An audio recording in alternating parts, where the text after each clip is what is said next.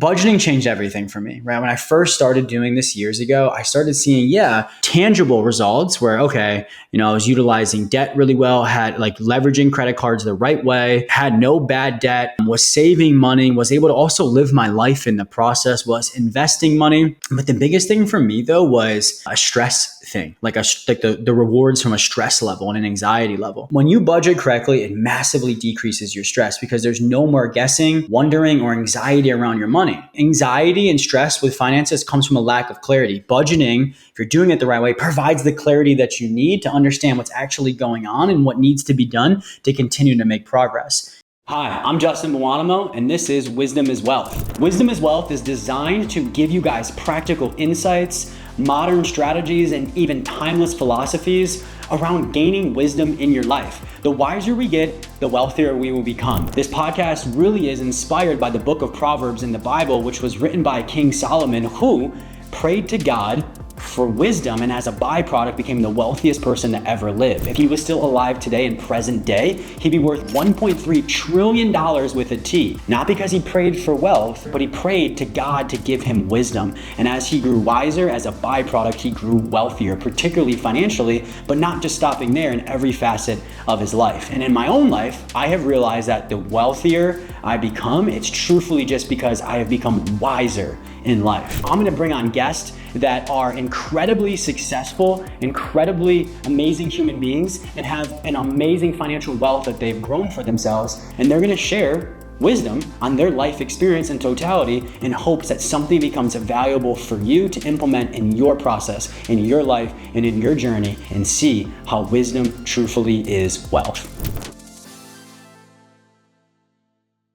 Welcome back to another episode of Wisdom is Wealth. Today we're talking about one of my favorite topics, particularly when it comes to finances, which is budgeting. And before you X out or scroll away, right, stick with me. I know I said the B word, but I promise you I'm going to make the B word feel exciting, feel empowering, and feel promising after you listen to today's episode. And so the specific title for today's episode is Budgeting, Breaking the Stigma, Honoring God, and Creating Peace. And so first off, before we get to breaking the stigma, right, today's focus is going to be, after we break the stigma, understanding the why of budgeting and then the how of budgeting. Because when you can understand the why of something, it makes it a heck of a lot easier to stay compliant with the how. Like, I can tell you how to budget all day long, but if you don't fully buy into and vibe with the why, then the how is going to do nobody any good. All right. And so that's how today will go. Before I break the stigma, just giving you a little personal story on my end with budgeting. So a lot of you guys know my background, at least professionally, which undergrad, I did a dual degree in nursing and pre-med. And I then did my master's in healthcare management, right? And so when I was in undergrad, I got a job as a nursing assistant at one of the Johns Hopkins hospitals called Johns Hopkins Bayview Medical Center. And so Johns Hopkins is an overall big medical institution, if you will, with a bunch of different hospitals and practices and entities underneath that larger umbrella. So yes, there is the Johns Hopkins Hospital, which I'll get to, which I also worked at, but I worked at one of our other hospitals first, which was called Johns Hopkins Bayview Medical Center. And I was a nursing assistant for years in undergrad. And then I kept that position in grad school as well, because it was easy to, stay in healthcare, work 3 days a week, and the other 4 days that I was off, I was able to do my schoolwork for my master's program. And so there's so many different ways and so many different angles I could take with this story, why I decided not to become a doctor anymore and actually go the admin side of things, how I got to where I'm at now, with those degrees and professions. But the biggest thing I want to point out is the impact that story had on my budgeting habits and behaviors. And so when I was a nursing assistant, particularly when I was in grad school, I was living downtown Baltimore with some friends. And so, I was responsible for rent, a car payment, groceries, food, going out with the boys on the weekend, right? There was a decent amount of expenses I was responsible for, but nursing assistants, they don't make a tremendous amount of money. At least I wasn't at that time. And so I was forced to become money conscious, if you will. I won't call it full-blown budgeting, but I had things on a notebook. I had things, in the note section of my phone.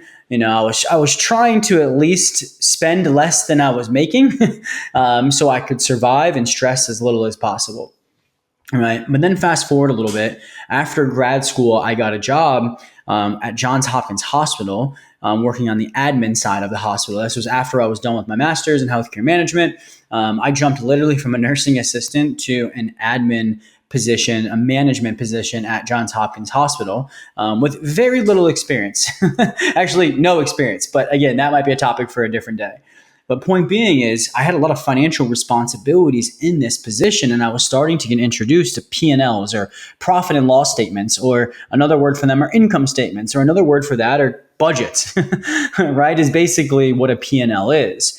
And so I decided, I think I was 23 or 24 years old, right? I decided, I was like, let me take what I'm learning, particularly from a budgeting perspective here at Hopkins, and implement it in my personal life to actually give me a system outside of my notes, some of the mental notes I had in my head, and the post-it notes I was keeping, and the notebooks that I had, right? Again, not terrible. Like, we could do worse things than try to make an effort in a notebook with our finances, but definitely wasn't optimal. And so the system that I started running about 10 years ago now is the exact same system I still use. And it's the exact budgeting system that we set our clients up on at JFF inside the Good Steward program. And so budgeting changed everything for me, right? When I first started doing this years ago, I started seeing, tangible results where, okay, I was utilizing debt really well, had like leveraging credit cards the right way, right? Had no bad debt, was saving money, was able to also live my life in the process, was investing money. But the biggest thing for me though was a stress thing, like the rewards from a stress level and an anxiety level. And I realized, this is where I coined this term way back in the day, that the majority of people's financial stress is avoidable. Right? The majority of people's financial stress is avoidable. And how we can avoid that is actually creating a plan around our finances that allows us to actually feel in control, right? Or you've heard me say it before, the majority of people's financial stress is caused by subjectivity, not knowing what's going on and not knowing what they should do with their fund, with their fine. I was just blended the word money and finances, but not knowing what they should do with their finances and their money. And not knowing what's actually going on with their finances and their money is what causes the majority of stress and anxiety, right? It's really hard to feel at peace with something you don't feel you have control over. It's really hard to feel at peace with something that you feel like is controlling you, if you will, right? And so a lot of times people's financial stress, I found, including my own, was avoidable. And how we can avoid that is by having a plan. And how we can create a plan is by using a proper budgeting system. And as soon as I did that, my stress and anxiety went down and my opportunity went up. And so I'm going to dive into that exact system here today to try to give you guys the why and the how. But before that, let's break some stigmas around budgeting. One, people feel like budgeting is restrictive. They feel like it's handcuffs, right? That like it's a form of punishment. I apologize if that's you, but I promise you that's not the case, right? If you're taught budgeting by the right person with the right systems, with the right intentions in mind, that should not be the case of anything. The opposite should be, where budgeting shouldn't feel restrictive and it shouldn't feel like punishment. It should actually be empowering. It should empower you to live your life and spend your money. Right? It should empower you to feel good about your finances. Like, budgeting is permission to spend your money, not punishment for doing so. Write that one down. That one just came to me. I'm going to have to use that in a piece of content on Instagram or something. But think about it this way, though. Like, I always tell people, like, I want you to live your life. I want you to spend your money, but in a calculated, controlled, and confident fashion. And that's what budgeting allows you to do. When you're running a solid, quality budgeting plan, it allows you to make financial progress and live your life at the same time. Right. And so that's the first thing. Budgeting is not handcuffs, right? Budgeting is actually permission. It gives you freedom to spend without the guilt. Right? I love when I'm spending money on something that I want to spend money on, and I'm not making myself feel guilty for it, because A, I know it's already accounted for in the budget, and B, I know I've already did the things this month to make financial progress that allows me to be able to live my life in parallel. Right? And so there's no better way to spend your money than calculated, controlled, and confident fashion. And that happens when you are budgeting correctly. Right? The second thing is, budgeting is only for broke people. I hear this, I don't want to say all the time, but every once in a while, right? No, budgeting is for wise people, poor or rich. Being wise, or wisdom, equals being skilled at living, right? And so being skilled at living, I think a big part of that is being a good manager of your money. And it's really hard to manage your money if you're not utilizing quality tools and a plan like budgeting. And so budgeting isn't for broke people, right? Budgeting is for wise people. And so, yes, are there rich people and wealthy people that don't budget and got away with not doing it? 1000%, right? I don't know exactly why God allows a lot of things to happen, but I can promise you that they put themselves through so much unnecessary stress and anxiety and missed opportunities in the process from avoiding something that only takes you 1 to 3 minutes a day here, which is my next point, that budgeting is tedious and time consuming. Wrong. It doesn't have to be. Once you're set up in a quality budget, particularly the budgets that we set our clients up on at JFF inside the Good Steward program, it literally only takes 1 to 3 minutes a day to maintain to get best results. That's like telling you all you have to do is work out 1 to 3 minutes a day to have six-pack abs. That'd be the easiest decision you ever make, right? So whether you like it or not, finances is going to take some of your time and energy, and it should take frequent time and energy. Like we should want to pay attention to it. It's not this thing where we hire it out, delegate it out, automate it out, and it's taken care of when we get best results. No, we have to step up and take control of our finances because we're the only person that can do so in a way that will get us best results. The good news is the quality budgeting system isn't restrictive, right? It's not only for poor people, and I promise you, if you're doing it the right way, it should only take you 1 to 3 minutes a day to get you best results. All right, and so I could go down so many rabbit holes about budgeting stigmas and breaking them, but before I do that, let's just shift into the why. I mean, as mentioned, it's really hard for people to buy into the how, like when I tell you how to go budget, right, until you are fully bought into the why.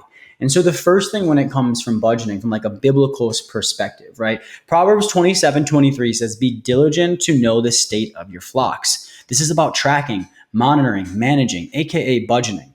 And so budgeting is a form of management, right? God calls us to be good stewards of everything he blesses us with, particularly money.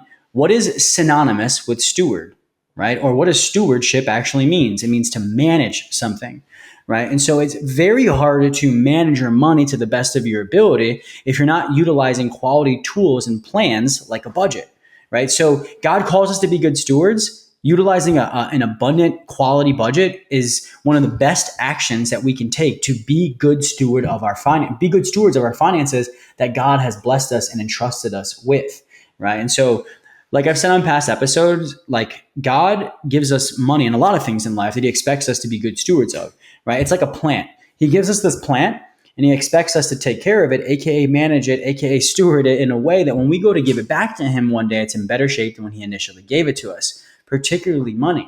And it's very hard to do that if we're not utilizing tools, right, like budgets that allow us to manage our money to the best of our ability. So the first thing is management. The second thing is gratitude, right? Budgeting is showing gratitude for our current situation. Ignoring it, neglecting it, disrespecting it, and just hoping that God just makes it better is not a display of gratitude. It's actually a display of not being grateful. And so you kind of have two options when it comes to your money, right? Step up and manage it or ignore it and neglect it, right? And I always talk about money being like a relationship with somebody else. You have a relationship with your money. Think about your relationship with your significant other.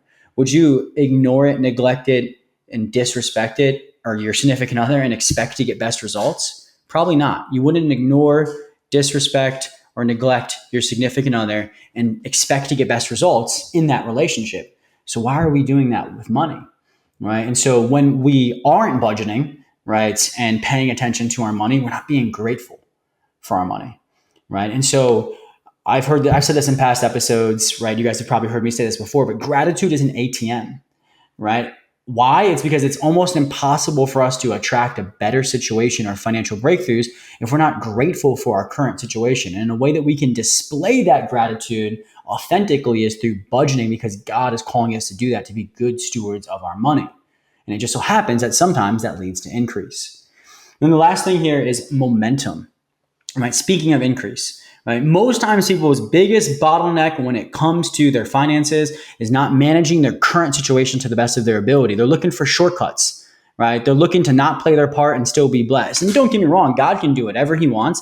And I'm not here to say definitively what God can and cannot do, right? But at the same point, if your 16-year-old couldn't back the car out of the driveway, you probably wouldn't let them take that car on the highway, right? That's not punishment. That's wisdom and protection. And God's the same way when it comes to our finances, right? Simply put, if we can't handle our current situation to the best of our ability, most times we're not going to be blessed with more because it would hurt us more than it would help us. And God knows that, and He's protecting us that way. But He doesn't want us to struggle for forever. He's just waiting for us to show up. So I think when we steward our finances to the best of our ability, it creates that momentum. Right? You start to create that confidence, create that clarity, start to make the best of your current situation, start to open up doors for yourself, right? And then you see God show up to prove these points, right? To bless you with increase because you've been faithful with little. And then the last piece of scripture I'll read is 1 Corinthians 4:2. It is required that those who have been given a trust must prove faithful. And so God has already entrusted you with something, right? He's just waiting for you to steward it to the best of your ability to see what He can entrust you with next. If He can't, He's probably just going to keep trusting you with the same lesson, right, until we learn and pass. And then the emotional and mental benefits on top of the biblical, and the spiritual lens, right? Like I said earlier, when you budget correctly, it massively decreases your stress because there's no more guessing, wondering, or anxiety around your money. Again, anxiety and stress with finances comes from a lack of clarity. Budgeting, if you're doing it the right way, provides the clarity that you need to understand what's actually going on and what needs to be done to continue to make progress. As soon as you have that objectivity, that black and white, 95% of your stress and anxiety goes away. The other thing is increased opportunities, right? You can invest, give, travel, or build your business if you're a business owner confidently when you know what's really available. Right? It's so hard to grow and scale something that's not being measured correctly, right? And so to increase our opportunities, we first need to measure correctly to show what's possible, show what's available, and show strategically and intentionally what's actually needed. I tell people all the time, when it comes to your income goals, be intentional with those income goals. And what I mean by that is tie them to your actual needs and goals, not what you think that you need out of lack, right? And so when you budget correctly, right, it massively decreases your stress and anxiety and increases your opportunity because of the subjectivity that it eliminates and the objectivity that it provides that gives you the information that you actually need to stop wondering and guessing and go out and take calculated, confident, and controlled action that aligns with God's calling for your life, right? And then that's the why, right? Like I could go on for days around the why. I said a few things, a few different ways, right? But simply put, we budget because it makes us the best stewards of our money, and God is calling us to be quality stewards of our money. And the last thing I'll say before we transition into the how is that you have to understand your budget is a tool and it's a plan, right? I tell people all the time, imagine you're a home builder, right? Like you literally build homes for a living. Right? And you have a goal of building this beautiful, amazing home for your current client. Would you show up to that job site without any tools, your hammer, your screwdriver, your saw, and whatever other tools home builders use, and expect to get best results when it comes to that goal of creating the best home or building the best home possible? Probably not. You probably wouldn't even be able to get started without those tools. Same thing with your financial goals. Right? You may be able to accomplish your financial goals without the proper tools like a budget, but it's going to take you a heck of a lot longer. You're going to put you and your family through a whole bunch of unnecessary stress and anxiety along the way and amass amounts of missed opportunities. Simply put, you're trying to accomplish a whole bunch of financial goals without your main tool and wondering why it's not happening. And that's what budgeting is. It's also a plan, right? It's a plan of when's your money coming in? Where is it going, or what's the mission for it? How much is going to be left over, and what are we using those leftover funds for? Right? If you don't have a plan around your finances, it probably makes sense on why you're not progressing. And budgeting allows us to create that plan. And I say this to my wife all the time, and she's probably ready to kill me because I say this to her so much. But I tell her, if you fail to plan, you better plan to fail. Right? And so if you're not budgeting, you're failing to plan. Right? And it might be. There might be no more obvious reason around why you're not making the progress that you want to make. All right. So the tool and the plan, your budget is the major financial tool for you to accomplish all of your financial goals in the fastest, cheapest, most stress-free, and trustworthy way as possible. And it's the plan on how it's actually going to happen. All right. All right. Now let's dive into the how. How to budget, right? There's just a simple system that we run, right? So there's no fancy approach. Right? We don't like apps. We're not a big fan of apps, right? Apps automate things too much, making you passive. We want engagement, not autopilot, right? And so a couple of things that we're not fans of. We're not fans of automation, and we're not fans of delegation, right? When it comes to your finances, at least in totality. So hear me out real quick. The only person on this planet capable of stepping up and taking control of your finances in a way that's going to get you best results is you. Right? Not an app, not your spouse, not your accountant, not your financial advisor, not even us at JFF when people hire us and become clients inside the Good Steward program. We're a done with you service, right? And so you have to step up and play your part, right? And so when you delegate, obviously, you're delegating too much, right? A lot of times that's just an avoidance strategy for people. Oh, my CPA is taking care of that. Oh, my financial advisor is taking care of that. Or, oh, my spouse handles the finances. It's like, no. Your CPA does your taxes. Your financial advisor calls you once a month if you're lucky. And your spouse, while, great, I'm happy that somebody's handling the finances in your household, that still doesn't make you aware and empowered in a way that's going to get you best results with your finances emotionally or tangibly, right? And so I'm not saying that don't use apps at all, but I almost see apps as like a supplement to the main meal plan for my fitness and nutrition people out there, right? Like, when it comes to getting you best results with your fitness and nutrition, right, and your physique goals, the nutrition plan is probably most important. Yeah, we can have some protein shakes and some creatine and some other supplements added in to help a little bit, but you're not going to get best results without the nutrition plan. It's the same thing with budgeting, right? Budgeting is the main plan, and apps can help a little bit, right? But use a budget inside of Google Sheets. We love Google Sheets for many reasons. One, because you can see everything in one snapshot. Right? What I mean by everything is your income section, your expense section, and your profit section, right? Which is what's left over after you deduct your expenses from your income. The issue with apps is everything's so segmented, right? There's the income's over here, this expense is over here, there's this tab over here, and it's too segmented. It doesn't give you one clean snapshot of what's going on, how your income plays off your expenses to what is left over, right? Google Sheets allows you to see that in one single snapshot. Right. And so that's the main thing. No apps because they're too automated and they're too segmented. Right. And no delegation either. Right. Because delegation is just an avoidance strategy a lot of times. Not to say that you can't have somebody helping like a CPA or a coach. Right. But you have to take full control. And, full automation, again, going back to the automation piece. Right. We don't do because it creates ignorance and neglect. Right. I hear people all the time like, why don't you just fully automate the Google Sheet budget for your clients? Because if I fully automate it, you'll never look at it. Right? You'll only look at it in a way or at times, right, when you need to, quote unquote. And when you need to, quote unquote, is not a frequency most likely that's going to get you best results with your finances. Instead, our budgeting system literally takes 1 to 3 minutes a day. So in a healthy way, you're forced to open up your bank statement, open up the budget, see what you made and spent over the past 24 hours, plug it in, read the story the numbers are telling you, and go about your day with empowered information, right? And so that's just my little rabbit hole and spiel on why we stay away from apps, why we like Google Sheets, right? And why we are against full-blown automation and delegation, right? And so a couple of things here, right? To wrap that thought up, if you outsource everything, you disconnect from the wisdom God wants to build in you. Right? You're dodging the process. You're dodging the growing experiences, right? And being hands-on builds ownership, right? And so let's break down the method a little bit. Like I said, Google Sheets. The next thing I want you to understand is having a separate tab for each month, right? So in this budget, right, you have a tab for December, January, February, March, and you're budgeting per month, right? Because different things happen in different months, and we want to account for that by separating each budget from a monthly standpoint. Like some months you get 3 paychecks instead of 2. Some months you're going to work a little overtime compared to the other months. Some months, you're getting a tax return. Some months you're getting a bonus, right? Just little things to think about from an income standpoint. And then from an expense standpoint, some months, some expenses are different for different reasons, whether it's the frequency of the billing or lifestyle things that you have going on. And so separate tabs for every month. Right? You also want to have 3 columns or sections when it comes to budgeting. This is where most people fall short, right?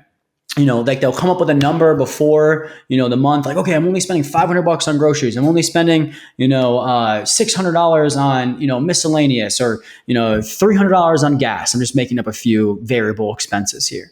Right. And then the month goes on and they're not actually tracking as they go. And they've got no idea where they stand on that set budgeted number from the beginning of the month.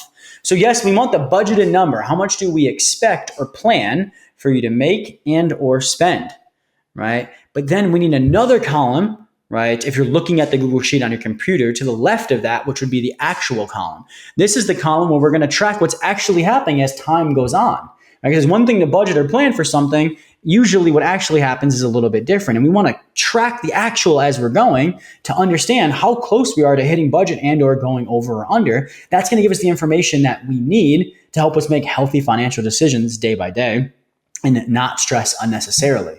Right? Again, subjectivity causes the majority of our stress. And if you're halfway through the month and you're like, I have no idea where I stand on this eating out budget or this grocery budget, that's going to stress you out unnecessarily. It doesn't need to happen. Gain the answers by having an actual column in your budget. And the third column, which if you're looking at the Google Sheet, will be to the right of the budgeting column. So actual is the first column, budgeting is the second one or the middle one, and the third one's going to be what we call your variance column. Right? This is just the difference between budget and actual. So let's just say you had $500 budgeted to spend on groceries. You've actually spent $300 so far. The variance column should tell you, okay, you still have $200 left in your actual spending until you hit the $500 budgeted number. That's actually the most important column. That's the information that you need, or the story that the budget's telling you, where you can go out and be like, okay, I have the information that I need. That is, we have $200 left between now and the end of the month to spend on groceries. Great, let's stick to that. Right? And so those are the three columns, right? For my business owners, if you have a business, right, keep a separate budget from your business than you do personal. I always say the federal government looks at us as two separate entities, meaning us and our business. So we must track the finances accordingly. Have a personal budget, have a business budget. Run the business budget the same exact way. And the last thing is, it literally only takes 1 to 3 minutes a day if you're keeping up with it every day. Right? Think about it. Every single morning I wake up, right before I transition from my morning routine into my workday, I'm sitting down at my computer and I pull up my budget. I pull the budget up, I pull my bank statement or my credit card statement up. I just track what I've made and or spent in the past 24 hours, right? Read the story the numbers are telling me and go about my day with that information that I need to make empowered and informed decisions around my finances, right? And so it literally only takes 1 to 3 minutes a day, right? If you're keeping up with it every day, right? That's to get you best results. Again, using the analogy from earlier, that's like telling you all you have to do is work out 1 to 3 minutes a day to have six-pack abs. Be the easiest decision you ever make, right? And so that is the how, right? And so there's a little bit more of work that's needed to be done. There's a little bit more of the how. There's probably a little bit more of the why, right? But I wanted this to stand as initial encouragement, initial information, initial education, right? And so to leave with some final encouragement here, wisdom says, manage what you've been given well, and when you do, God will trust you with more. Let me be clear though, we're not doing it in the first place to be blessed with more, right? We're doing it because it's what God's calling us to do, and we want to honor what God is calling us to do with our money in any facet of our life. But at the same time, like I always say, it's okay to understand that most likely, because of cause and effect, and God will most likely show up with some signs that you're doing good and you're doing what he's calling you to do. You're being a good steward of your money, and you create that momentum that we talked about earlier. Also, budgeting isn't a burden, it's a blessing. I promise you, if you budget the right way, you'll massively decrease your stress and anxiety. And it'll be so funny. You're like, oh, this is a really cool opportunity. Oh, look at this door opening up. I promise you that's no coincidence. And then if you want peace with your money, it starts with a plan. And that plan is your budget, as we talked about earlier, right? I'll say it one more time. If you fail to plan, you better plan to fail, right? And that is so true when it comes to your finances. And so I want to provide you guys with some next steps here, right? Obviously, this podcast is Wisdom is Wealth. It's one of my brands that I have, but I also own a very large and successful financial coaching company called Journey to Financial Freedom, where we do financial coaching for the faith-based and ambitious.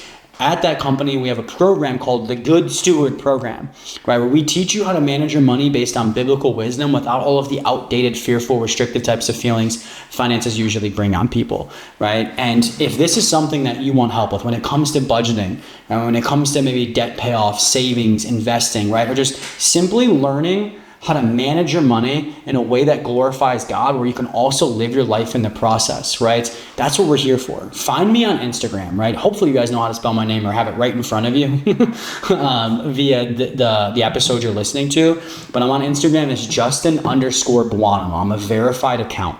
And so what I want you to do, go to that Instagram account, When you click the link in my bio, there'll be a link that says something along the lines of a free assessment call with a JFF team member. This will be a link where you can book a call with one of my team members who's an incredible human being who will tell you all about the Good Steward program and help you decide if it's a good fit for you and your financial goals. I know I'm biased, but it's at least worth the phone call, right? If you've been spinning your wheels for years now when it comes to finances, right? If you struggle with budgeting, your debt doesn't seem to be going away and your savings account can't stick even every time that you build it, and there's just so much confusion and fear and limitations around finances, I understand, but also we need to try something new. I think it's time for a wake-up call. I think it's time for a new approach. And I think the Good Steward program can be that new approach for y'all. So find me on Instagram after you listen to this. Click the link in my bio, book that free assessment call, and then we'll go from there. So I hope you guys, as always, enjoyed this episode of the Good Steward, or not the Good Steward, I'm planning the brands here, of Wisdom is Wealth. Right. Again, today's episode was called Budgeting, Breaking the Stigmas, Honoring God, and Creating Peace. And I hope today was that start for that. So as always, no matter what platform you're listening on, like, comment, share, and subscribe. And as always, the share part, share this with somebody that you know would benefit from this. A lot of people struggle with budgeting, especially believers, right? They really struggle with the concept of budgeting and how to do it in a way that comes from abundance but glorifies God. So share this episode. I hope this served you, and I hope this serves whoever you share it with, and we'll see you in the next episode.